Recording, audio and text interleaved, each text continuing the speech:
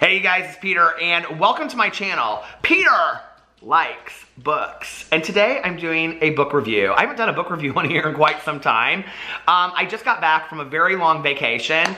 I forgot to post my shopping at Barnes & Noble video before I went on vacation, which was about me shopping for a book for vacation. So I posted that a couple days ago, and I was trying to finish the book that I read, I listened to while I was on vacation, which was The Andromeda Strain by Michael Crichton.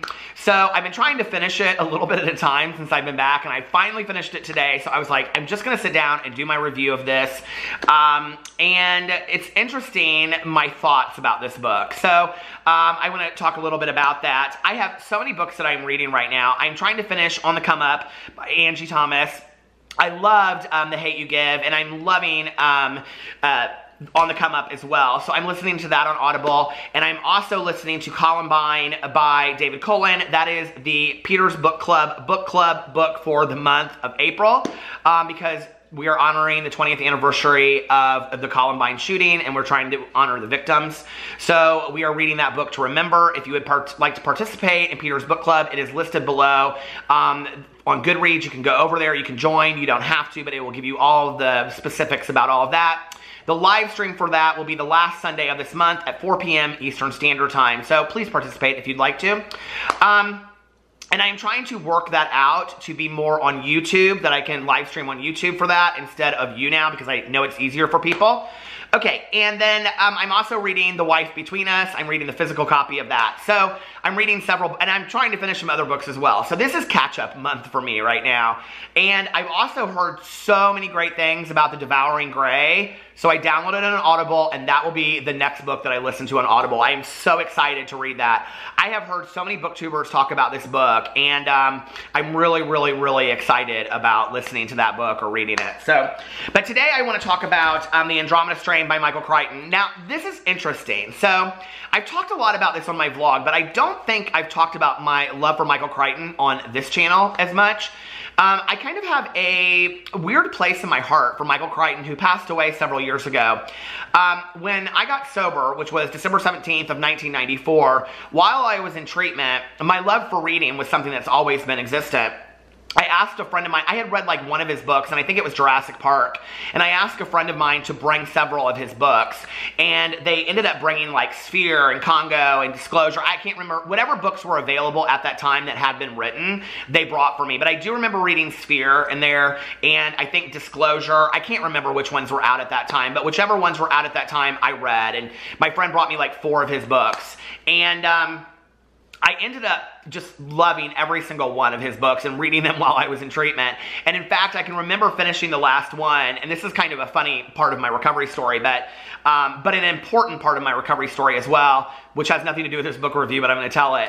I can remember when I finished the book, I went up to like the nurse's station. It was late at night and New Year's Eve, and I said, do you guys have anything else to read? I finished the last book that my friend read or brought me to read, and the guy that worked at the treatment facility at the time, who ended up becoming a very dear friend of mine, he took the basic text and he like threw it down on the counter, and he goes, why don't you go try and read this? And then I ended up that night reading the majority of the basic text. So anyway, like that kind of was a pivotal part of my recovery story, and I always remember reading, you know, Michael Crichton books while I was in treatment, and it kind of started my love for reading Michael Crichton. I have to say the movies that have been made are fantastic. I think Jurassic Park is a fantastic movie. Sphere, Disclosure, I've seen them all. They're all really good, or the majority of them are really good, but they don't hold up anything like the books. If you have never read a Michael Crichton book, you need to read a Michael Crichton book. The research that he did was so fantastic, and I was actually talking to a friend of mine today. You know, it's weird, because in a way, Michael Crichton created this new kind of fiction where he would go in and he would investigate and research like mass amounts of data, and then put it into a fictional book that was done in real time. So, you know, when you're reading it, like you feel like it's happening as you're participating in the book. And it's all of this scientific research that's been done that he would weave into the fictional story, but told in layman's terms. So you don't have to be the scientist genius to read his books. He brings them down to your level. And I think there's only like 3 or 4 books of his that I haven't read, and Andromeda Strain was one of them. I also, in talking to a friend of mine today, I compared him to Dan Brown. If you're a lover of Dan Brown, you would love Michael Crichton. The books are different in that Dan Brown talks a lot about like the Illuminati and religious issues and things like that, whereas Michael Crichton was definitely more scientific. But the way that they tell their stories in real time, you know, like 8 o'clock, 9 o'clock, whatever, is very similar. And I as well love Dan Brown's books. And Blake Crouch's Dark Matter was very similar to a Michael. If somebody had told me that Dark Matter was a Michael Crichton book, I would have believed it. But maybe told a little bit different. His books are Michael Crichton's books are very, very long, but they're fantastic. I was actually telling my friend about this book about time travel today, and I couldn't remember the name of it, and it just came to me that it was Timeline. But his books are so good. People always ask me where to start with his, and I have to say, I don't know why, but the book that just I loved the most was Sphere, and I really don't remember much about it. I remember seeing the movie with Sharon Stone and just thinking that it was horrible, but because I loved the book so much, it just didn't hold up to the book, but on its own, it's a good movie, but I don't really remember much about it, and I don't really remember much about Sphere. And I'm not much of a rereader, so I probably won't go back and reread it. So I've been trying to read the Michael Crichton books that I haven't read. There's Pirate's Latitude, which I think is a nonfiction book. There's a book that came out after he passed away. It's called Dinosaur Bones, I think, or something like that. And then there's like maybe 1 or 2 other books of his that I haven't read. And Andromeda Strain was one of them, and it was one of his first books. It was actually published in 1969, which is interesting when you read the book because it's one of his shorter books, and when you read it, so let me tell you what it's about first of all, because I'm getting long-winded. The United States government is given a warning by the preeminent biophysics in the country. Current sterilization procedures applied to returning space probes may be inadequate to guarantee uncontaminated re-entry to the atmosphere. 2 years later, 17 satellites are sent into the outer fringes of space to collect organisms and dust for study. One of them falls to Earth, landing in a desolate area of Arizona. 12 miles from the landing site in the town of Piedmont, a shocking discovery is made. The streets are littered with the dead bodies of the town's inhabitants, as if they dropped dead in their tracks. So the book starts with this town that is just completely, just like killed off by this organism that they assume, right? They don't know if it's alien in nature. They don't know what it is. They don't know if it's an extraterrestrial. They have no idea.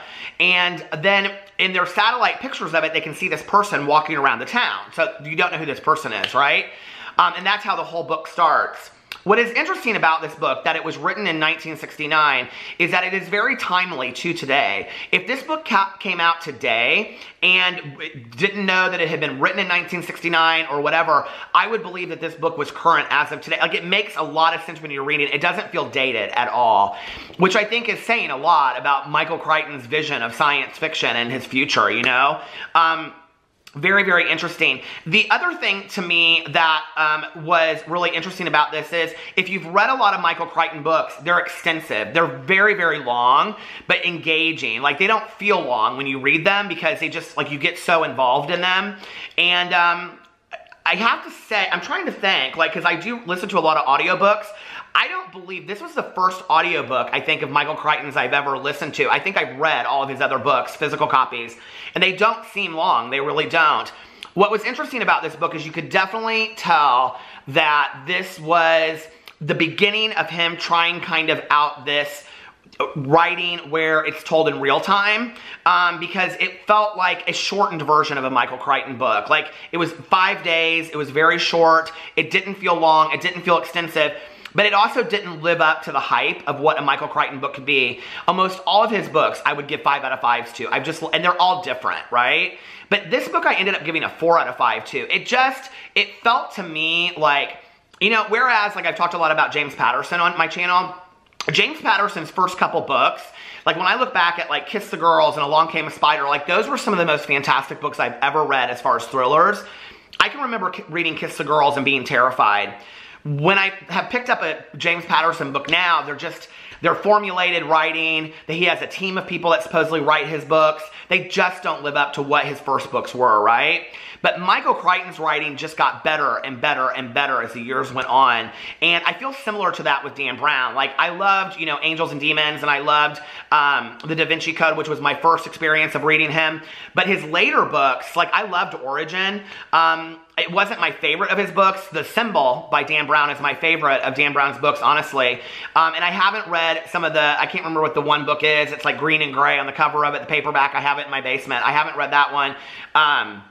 But there's like 2 of his that I haven't read. Deception Point, I think is what it's called. There's 2 of his that I haven't read that I think are earlier works of his.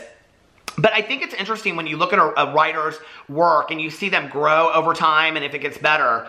The book was so, you know, it's interesting because a lot of Michael Crichton's work is very anxiety ridden. Like when you're reading it, you are feel kind of anxious. I didn't feel that with this as much as I have felt that with his other work. But like it was very engaging. Like as you're reading it, you feel like you're part of the story. And that's one of the things I've always loved about a Michael Crichton story is that you feel like you're participating in the story. And as a reader, you know, somebody that loves stories and loves characters, there were characters you could get behind. And one of the things I did love that he did was that you're really following, I think it's like 5 scientists through the story. And I don't want to tell too much of it, but it's about them trying to figure out what is going on.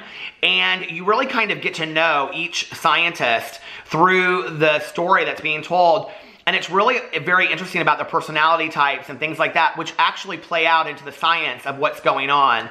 So I thought it was fantastically done. If you're a Michael Crichton lover, you won't be disappointed, but I will tell you it doesn't live up to some of his best work. But to read it, you can see that this is basically the very beginning of what became some of his masterpieces. And I do call them that because I think some of his books are so underrated. I mean, so underrated when we look at the research that this man did to write these books on top of the fiction, on top of the characterization. I mean, he just was such a phenomenal writer, and I'm so sad that he's gone because I just think that he created some of the greatest stories ever.